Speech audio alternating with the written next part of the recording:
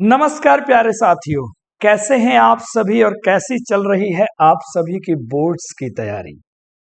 प्यारे विद्यार्थियों, आज की इस वीडियो में हम सब जो है आपके बिहार बोर्ड के क्लास 12th का हम लोग जो है टॉप 25 MCQ ऑब्जेक्टिव आज हम लोग सॉल्व करने वाले हैं।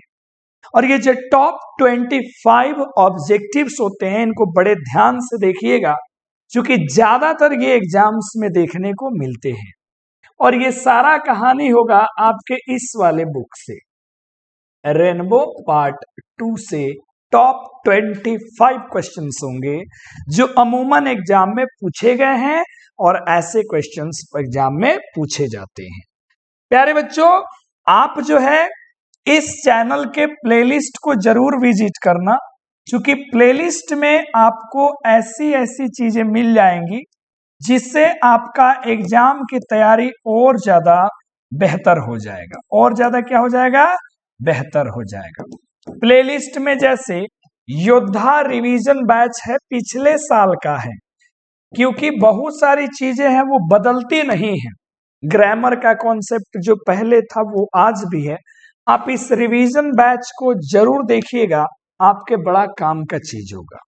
बाकी आपके पोइट्री सेक्शन से भी प्लेलिस्ट बने हुए हैं, प्रोज सेक्शन का भी प्लेलिस्ट बना हुआ है, उनका लाभ उठाइए। और एक एक करके मैं जो बोर्ड के लिए इंपॉर्टेंट क्वेश्चंस हैं उनको मैं लेकर के आऊंगा, ऑब्जेक्टिव सब्जेक्टिव। और आप कमेंट करके बताओ कि आपको ग्रामर पोर्शन ज्यादा चाहिए या बुक्स पोर्शन आपको ज्यादा चाहिए। देखो, चूंकि मैं चाहता हूं एक सिस्टमेटिक तरीके से आपको कंटेंट प्रोवाइड हो ताकि आपका एग्जाम बेहतर जाए, ना कि बाकी जो बड़े बड़े चैनल्स होते हैं वो क्या करते हैं, कहीं कहीं से कुछ कुछ क्वेश्चंस बस देते जाते हैं कि ये 10 क्वेश्चन पढ़ लो, ये 5 क्वेश्चन पढ़ लो, ये कर लो, ये कर लो, ये कर लो। उनका एक सिस्टमेटिक वे नहीं हो पाता है। पढ़ना आपको है, तो आप मेरे से डिमांड करो कि सर ग्रामर को सिस्टमेटिक वे में कम समय में ट्रिक्स के साथ हमको पढ़ा दीजिए ताकि कंप्लीट हमारा ग्रामर का कोर्स हो जाए। या फिर सर जी जो बुक्स का है उसको एक बार शॉर्ट में, यानी कि सब चैप्टर का आप 1 शॉट हमको प्रोवाइड कर दो ताकि मेरा बुक सेक्शन बेहतर हो जाए। पहले आपको ग्रामर चाहिए तो कमेंट करो, या बुक चाहिए तो कमेंट्स करो। ये डिपेंड आप पे करता है कि आपको मेरे से क्या चाहिए। फिलहाल इस वीडियो में प्यारे बच्चों हम लोग आइए साथ मिलकर के इन टॉप जो है 25 ऑब्जेक्टिव क्वेश्चंस को देखते हैं, रेनबो पार्ट 2 वाले आपके किताब से। और हाँ प्यारे बच्चों, आप स्वयं मैच करके देखना कि आपका इनमें से कितना ज्यादा क्या हो रहा है, करेक्ट हो रहा है। ये भी बड़ा कमाल का बात होता है जब आप कमेंट्स करते हैं कि मेरा 10 हुआ, मेरा 20 हुआ, मेरा 25 में 25 हुआ। आज आप पहला क्वेश्चन लेते हैं। फर्स्ट क्वेश्चन है, गिब्बन इज एसोसिएटेड विथ। ये जो गिब्बन है आपने पढ़ा होगा प्यारे बच्चों इंडियन सिविलाइजेशन एंड कल्चर का। इंडियन सिविलाइजेशन एंड क्या जी, कल्चर से ये आपको क्वेश्चन दिया गया है। नाउ अब आप बताओ, इटली होगा, स्वीडन होगा, रसिया होगा या अमेरिका होगा? तो सभी बच्चे जानते हैं क्या होगा, इटली होगा। इस चैप्टर में 2-3 ऐसे टर्मिनोलॉजी है जो बराबर एग्जाम्स में पूछे जाते हैं। देखो, ये बहाना है कि टॉप 25 क्वेश्चंस है, इसके सहारे जितने चैप्टर से क्वेश्चन है वो चैप्टर आपको थोड़ा सा रिवीजन हो जाएगा। यहां कुछ कुछ चीजें हैं, जैसे गिब्बन हो गया, फेराओस वाला याद होगा आपको, इजिप्ट से लिया गया, इजिप्ट से ये एसोसिएटेड करता है ना। एटिक सिविलाइजेशन की बात होती है जो ग्रीस से जो है ना वो बिलोंग करता है। इस चैप्टर में Gandhi ji Indian civilisation and culture का कंपैरिजन करते हैं किससे, वेस्टर्न सिविलाइजेशन एंड कल्चर से। और साथ ही साथ इसमें मॉडर्न सिविलाइजेशन का कंपैरिजन हुआ है अपने एंशिएंट सिविलाइजेशन से। और इसमें होम रूल वाला याद है ना बात, बहुत बार पूछता है। और माइंड क्या है, रेस्टलेस बर्ड्स है, इतना ही से। और गांधी जी का जो ऑटोबायोग्राफी है that is experiments with truth. ठीक है, रिवीजन हो गई मजेदार तरीके से। Now next question is Mahatma Gandhi has written the lesson.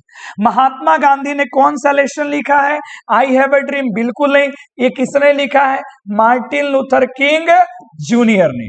The artist किसने लिखा है? सीगा नोया ने। द अर्थ किसने लिखा है? सबको पता है, एच.ई. बेट्स ने लिखा है।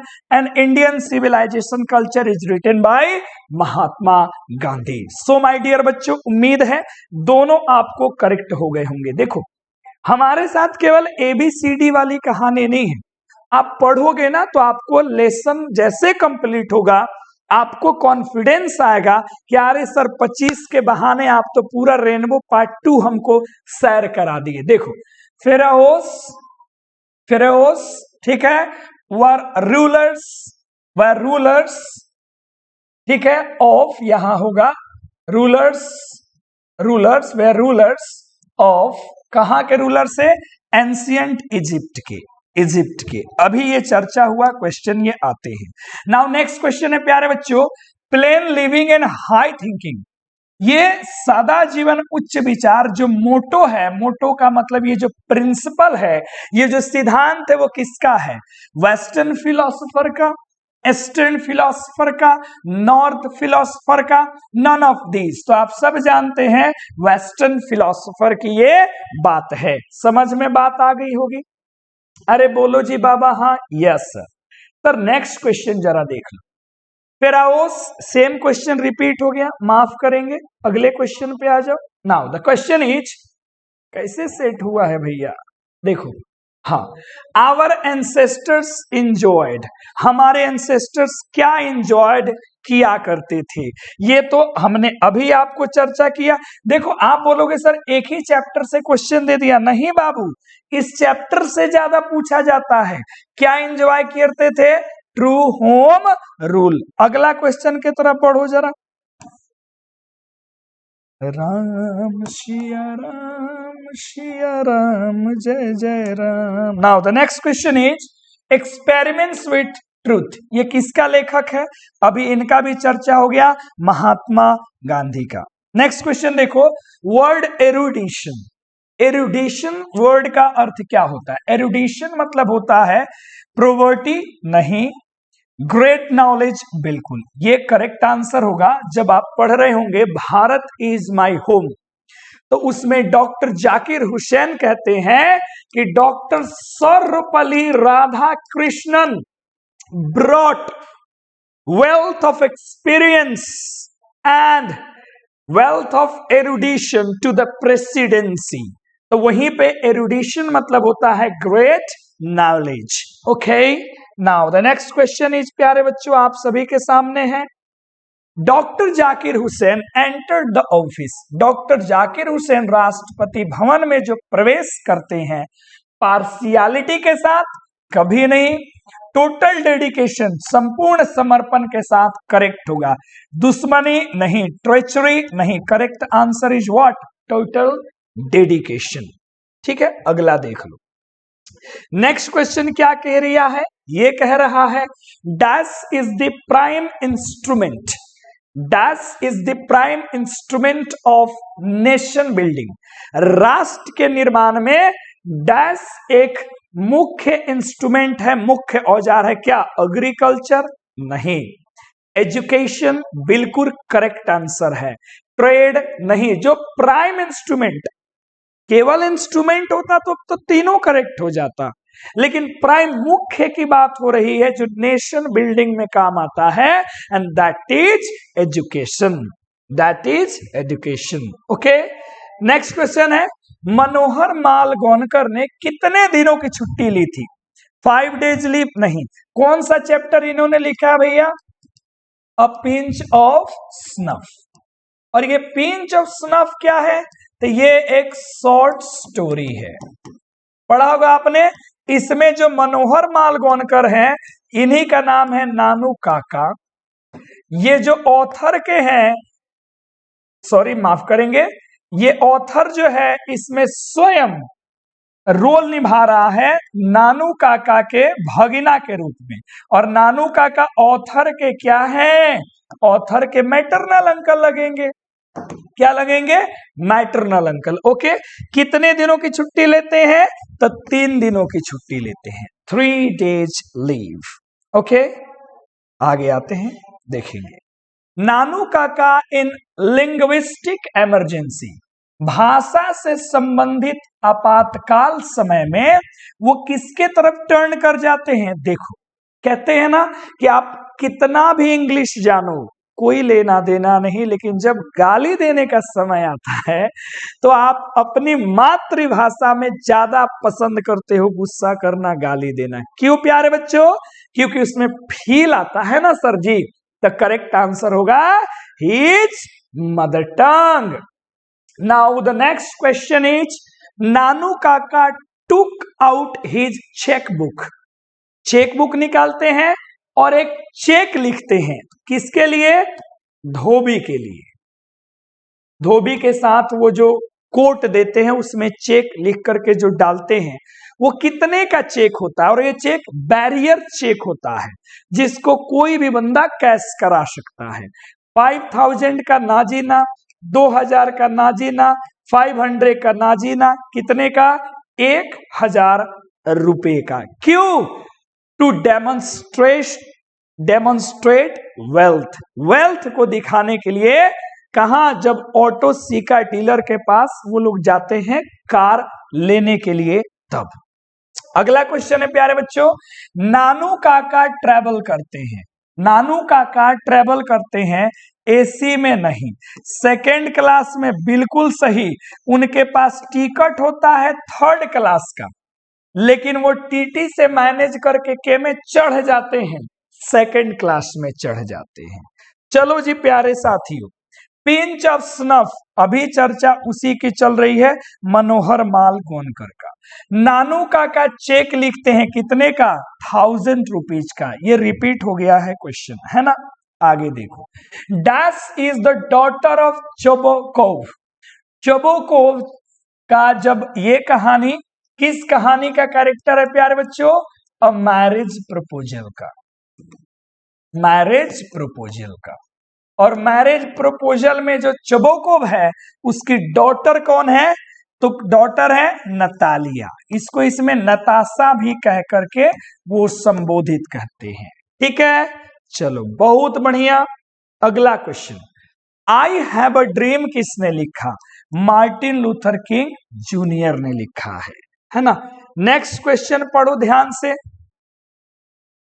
After language, the second most important thing which help mankind।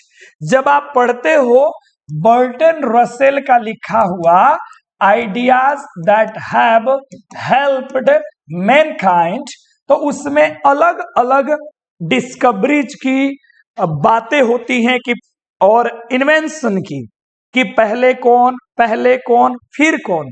तो जब लैंग्वेज की बात करें तो लैंग्वेज के बाद एक ही शब्द की बात आती है, वो क्या था? फायर, आग का खोज, फायर का खोज। ठीक है प्यारे बच्चों, चलो अगला क्वेश्चन पे आ जाते हैं। Nobel prize Martin Luther King junior को कब मिला? 1964 में।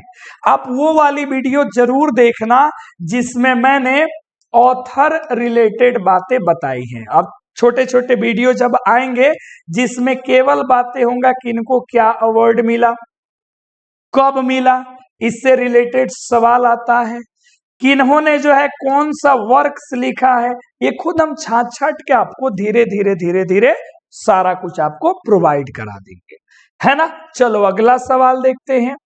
Ideas that have help Mankind किसने लिखा? बर्टन रसेल ने लिखा। अगला देखो, रसेल को जो अवार्ड मिला, नोबेल प्राइज मिला, वो किस चीज के लिए मिला? तो जाहिर सी बात है लिटरेचर के लिए मिला। किसके लिए मिला? लिटरेचर के लिए। मेरा मेरे साथियों, आर्टिस्ट क्या है?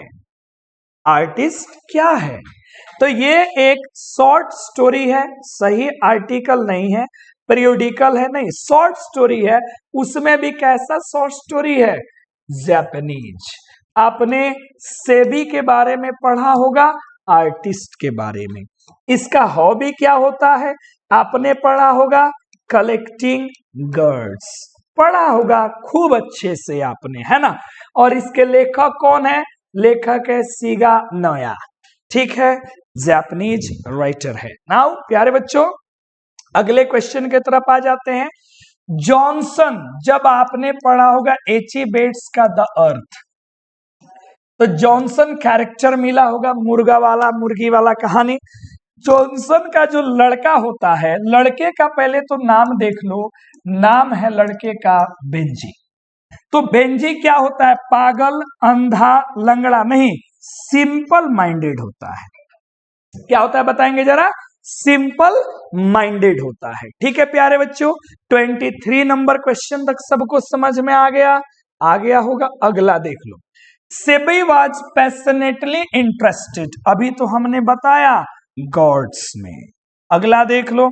मैरिज प्रपोजल को किसने लिखा? एंटन चेखव ने। किसने लिखा? एंटन चेखव ने, जो कि ये एक रशियन वन एक्ट प्ले है। वन एक्ट क्या है? प्ले है, याद रखिएगा, ठीक है प्यारे बच्चों। आगे देख लेते हैं। तो 25 सवाल हमने बड़े आराम से कर दिए। ये सवाल बार बार रिपीट किए जाते हैं, है ना। इसके बाद और भी हम लोग मजेदार मजेदार लेसन्स लेकर के आए हैं। अब काम शुरू हो चुका है एससी क्लासेस के इस यूट्यूब प्लेटफॉर्म पे। तो अब आपकी रिस्पॉन्सिबिलिटी है कि वीडियो देखें, भर भर के प्यार दीजिए और तैयारी शानदार कीजिए। धन्यवाद।